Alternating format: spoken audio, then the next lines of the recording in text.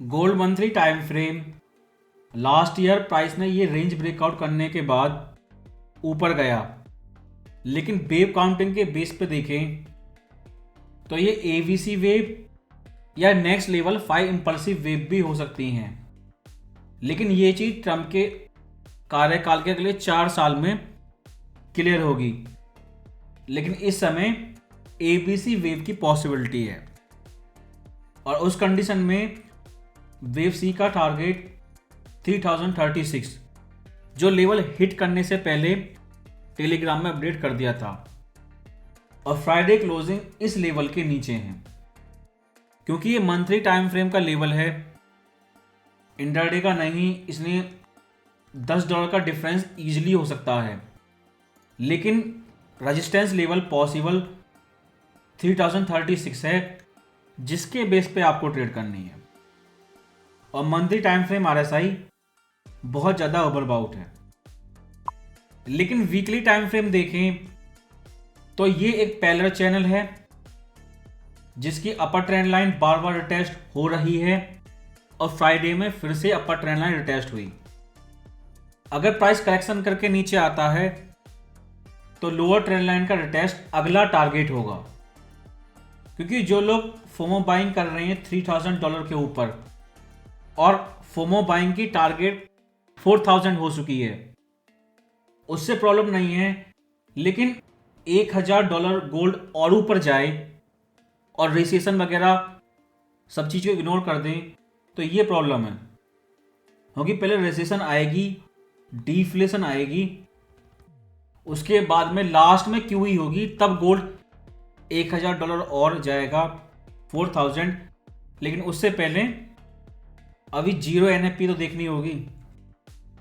इसलिए अगर dip buying start हो गई तो सभी मार्केट प्लेयर इस लोअर ट्रेंड लाइन के रिटेस्ट का इंतजार करेंगे।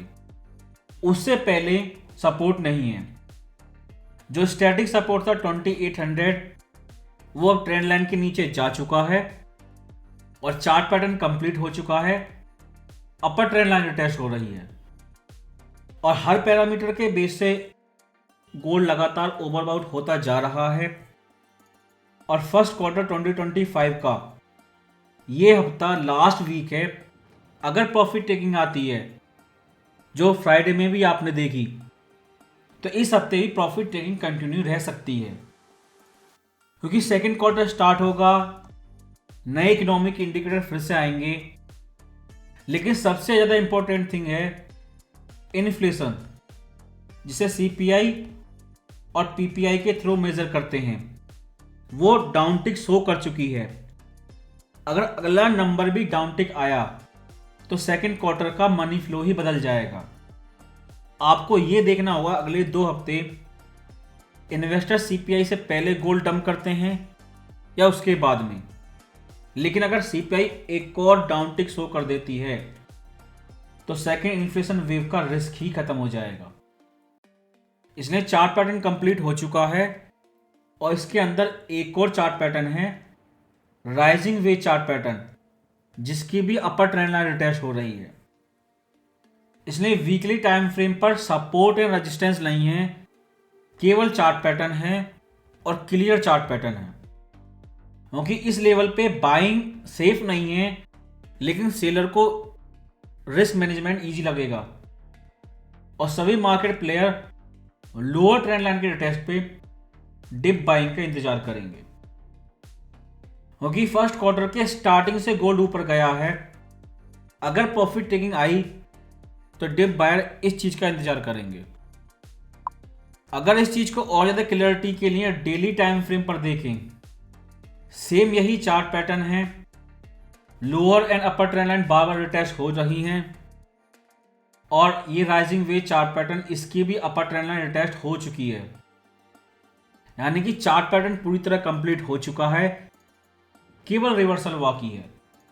और इस कंडीशन में बाइंग सेफ नहीं है, लेकिन सेलर बेरिश बायस के साथ ट्रेडिंग स्टार्ट कर सकते हैं।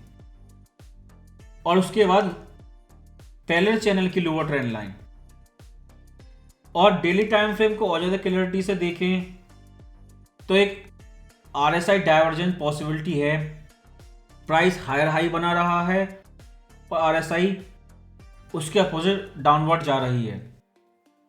लेकिन डेली टाइम फ्रेम पर आपके पास क्लियर चार्ट पैटर्न है और चार्ट पैटर्न कंप्लीट हो चुका है जो बाय से सेल साइड की ओर सेलर के फेवर में है।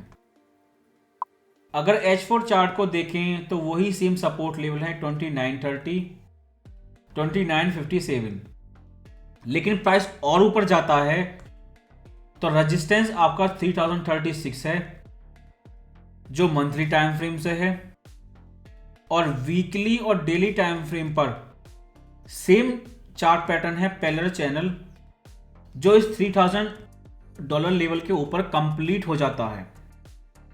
और फ्राइडे में आपने एक बड़ा डंप देखा इसी चार्ट पैटर्न के पास से, क्योंकि ये हायर टाइम फ्रेम का है और इंट्राडे में आपको बड़ा एक्शन देखने को मिला। इसलिए प्राइस $3000 से ऊपर जाता है तो सेल जोन ट्रिगर हो चुका है हायर टाइम फ्रेम पर, बड़ा साइकोलॉजिकल लेवल है और क्वार्टर का लास्ट वीक है। नीचे जाता है तो दो बड़े सपोर्ट लेवल हैं और दो ट्रेंड लाइन हैं। पहले एक राइजिंग वेज चार्ट पैटर्न है, अगर वो भी ब्रेक डाउन हो जाती है तो एक और पैरेलल चैनल है जिसकी लोअर ट्रेंड लाइन है, लेकिन क्लियरिटी के लिए क्लियर स्टैटिक सपोर्ट लेवल है। इसलिए प्राइस $3000 के ऊपर रहता है तो हायर टाइम फ्रेम पर सेल जोन ट्रिगर हो चुका है। नीचे जाता है तो स्टैटिक सपोर्ट लेवल है, और इस हफ्ते नीचे गया तो फर्स्ट क्वार्टर 2025 प्रॉफिट टेकिंग है, वो ट्रेंड रिवर्सल है या प्रॉफिट टेकिंग है क्लियर करना मुश्किल होगा।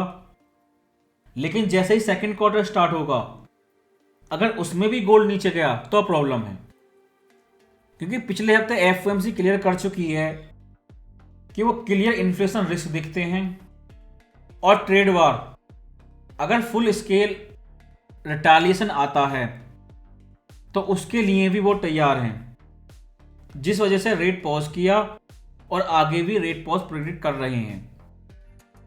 और स्टैगफ्लेशन वो क्लियर इस चीज को नहीं बोल रहे, लेकिन नंबर में स्टैगफ्लेशन प्रेडिक्ट कर रहे हैं। और जो इन्फ्लेशन एक्सपेक्टेशंस थी जो ट्रेड वार की वजह से बहुत ज़्यादा जंप हुए थे, फेड ने उसमें ब्लाइंडली इग्नोर ही कर दिया। जो इस हफ्ते फ्राइडे को फिर से इन्फ्लेशन एक्सपेक्टेशन आएंगे, अगर वो और जंप भी होते हैं तो फेड पहले ही इग्नोर कर चुके हैं। और जो पीसीई नंबर आएगा उससे ज़्यादा फोकस आप सीपीआई पे फोकस करें जो आने वाले समय में आएगी। अगर सीपीआई ने एक और डाउन टिक शो कर दिया तो सारी गोल्ड सेंटीमेंट मनी फ्लो ही बदल जाएगा, क्योंकि $3000 के ऊपर गोल्ड को सस्टेन करने के लिए उस वीकली और डेली टाइम फ्रेम पर पैरेलल चैनल को इनवैलिड करने के लिए, ब्रेकआउट करने के लिए इन्फ्लेशन चाहिए, और इन्फ्लेशन डाउनवर्ड डायरेक्शन में पहले ही जा चुकी है। क्योंकि जब इन्फ्लेशन ही नहीं होगी, डिफ्लेशन होगी, तो गोल्ड के लिए बायर्स कहां से आएंगे। लेकिन पिछले हफ्ते सीओटी ने, पहले वो $3000 के नीचे सेल कर रहे थे, लेकिन पिछले हफ्ते उन्होंने $3000 के ऊपर बाय किया। वो पिछले कुछ हफ्तों से लगातार गोल्ड डंप करते जा रहे थे, लेकिन फाइनली पिछले हफ्ते वो बाइंग स्टार्ट कर चुके हैं। और गोल्ड जब तक नहीं रुका, ऊपर जाता रहा, तब तक सीओटी की बाइंग स्टार्ट नहीं हुई। जैसे सीओटी ने बाइंग स्टार्ट की, गोल्ड ने यू टर्न कर दिया।